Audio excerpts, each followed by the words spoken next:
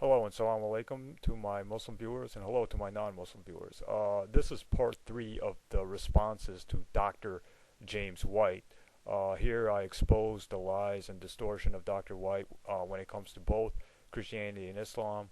This video will work the same as the last two videos work. Basically, Dr. White rambles, and then after I refute his points, after a video clip of him after I show a video clip of him talking. So he talks, then I respond. Works the same way as the last two videos work. So so let's get into this. Involve true virgin births, the fundamental worldview conflicts between those alleged parallels in the Christian story make that kind of parallelism completely bogus. Secondly, the Apostle Paul did describe Jesus as incarnate God upon earth. I gave numerous references to that, Philippians chapter 2, Colossians chapter 2. But there's nothing un-Jewish about that. I'm sorry? There's nothing un-Jewish about what Paul was talking about in Philippians or well, given that un-Jewish, I don't know how that's relevant. Paul was a Jew, and he believed Jesus fulfilled Old Testament prophecy. Yeah, exactly. Jews were monotheists. They believed in one God. That's true. The term, and I'm sorry. That's true, they did.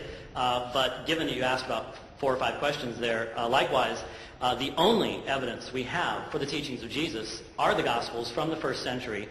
The idea that we have to have the Social Security number of the authors for them to be valid would mean that we could not do any meaningful historiography about anything. But there's I'm sorry, go ahead. Meaningful Christian scholarship for literally hundreds of years. That's interesting. Bart Ehrman actually... Bart Ehrman is not a Christian scholar, he's an atheist, sir. I've debated him. Have you seen my debate with him?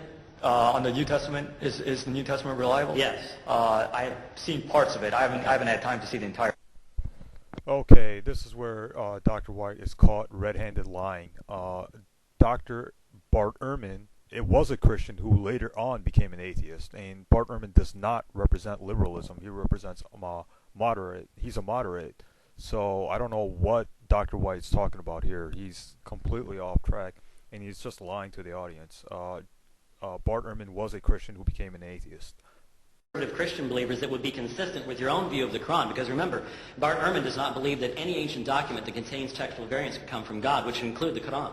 That's so do you not accept true. The Quran, excuse me? The Quran is perfectly preserved. We have a lot of academic really. So when evidence. I show a variant on the screen in Surah 2222, where the Okay, this is my response to Dr. James White. He brought up a lot, so I'll try to do as much responding as I can. First, he brings up pagan influences in Christianity, and that's true. And what he's saying is kind of true. There aren't a lot of pre-Christian pagan gods who are similar to Jesus. However, Greco-Roman paganism did in fact have some gods who were similar to Jesus. There, for example, we have Apollonius of Tyana, who was a first century pre-Christian figure who did the same exact miracles as Jesus, was resurrected like Jesus. So there's nothing unique about Christianity. Whatever Christianity did, it's been done before.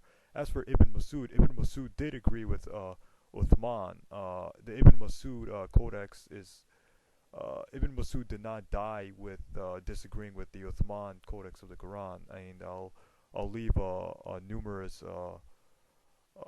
numerous references where Ibn Masud did agree with Uthman's copy of the Quran. So the Quran is perfectly preserved, and I'll leave my essay on the bottom, which proves that the Quran is perfectly preserved. So Dr. James White has no case there. Another problem is that there was a early Christian apologist and saint, Justin Martyr, who admitted that there were pagan influences in Christianity, and I'll leave his reference up there. You can read this in his work, First Apology, chapter 21.